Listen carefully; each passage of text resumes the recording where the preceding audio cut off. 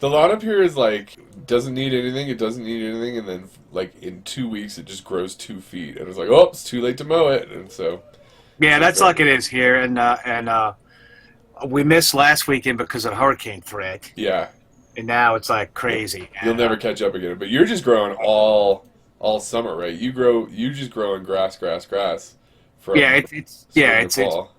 yeah. What happens is sometimes you get that notice from I don't know, the city, Boop. which is kind of like a suburb of New Orleans, and if you go too far, they'll start putting notices on the doors Is about that right? Like, is it like a neighborhood thing, or it's just the whole city has a guy that just goes around and says too long? it's the mayor Boop. is in a warpath about stuff like that, but Man. we've been really, really good. We only gotten one notice since we've been living here. I had a salad a little bit early. I'm on this weight loss regimen right now. Uh, I kind of gained a little bit of weight. Maybe it's because of there's always food around at my job. I hurt my foot and I had to stop running, and that's how I was keeping in shape. And I guess I started eating a lot of carbs and stuff to make me gain weight. But What are you uh, at? I'm right now. I'm at 150, 159 pounds. Okay, and I shocked myself. About a month ago, I got on a scale at work, and I was like 173 pounds. Oh, okay.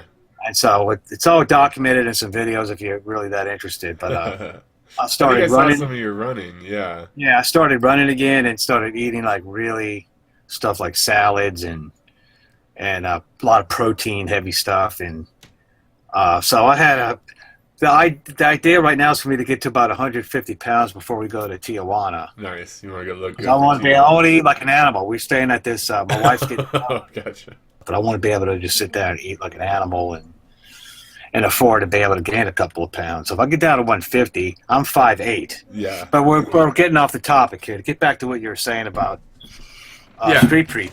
So you Yeah, don't I take. say I block more like 2 or 3 hours out. I'm not really that hardcore where I could Including put a travel lot of time and hours. stuff? Yeah, where Cool. I could put a lot of hours into it. Yeah. Uh, and sometimes I go with a group of people, and everybody wants their turn to preach and everything. And Yeah. sometimes I go solo. I kind of almost like going solo a lot because you don't have to worry about anybody wanting to preach, and you can just do your thing.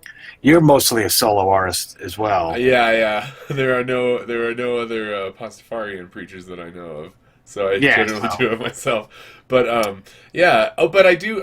My wife goes out with me a lot, and I have a friend that was helping in LA. A couple of the things I did. It's a lot. It's like solo's fun, and with a helper is a lot of fun. Also, I enjoy no, that. you're a lot more of an extrovert, bolder than I am. I think it comes natural to you. When I watch your stuff, you just seem a natural extrovert.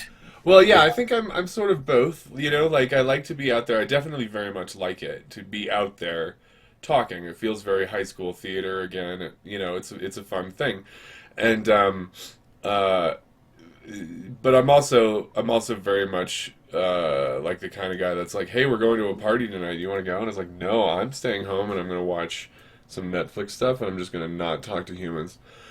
So yeah, I think a lot of the street preachers have introvert extrovert sort of tendencies, like both. Like a very I'm willing to talk in the streets, but also I will disable the videos because I don't want it, or disable the comments because I don't want it to get too like I think a lot of us are like that sort of well, extroverty, but not fully. yeah, I kind of have to push myself into it a lot Yeah, of times. I'll think of every excuse not to do it, man. I mean, the yeah. slightest excuse. And but once I get out there, and I really need I need a lot of warm up time, and it takes Hmm. me a long time before I could get out there and really start, preaching the way I think I should be preaching. Like warm up time, like Um, setting up and getting into the right sort of headspace to be. yeah, Yeah, exactly.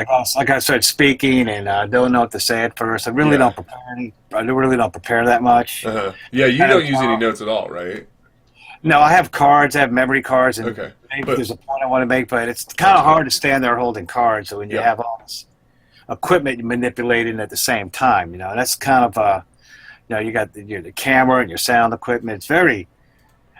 For a while, I was getting into just open air preaching without the sound system, and I really like that, and not using a sound system. But just the fact that you're yelling in the streets makes you seem like the passersby. You seem like a lunatic. Yeah.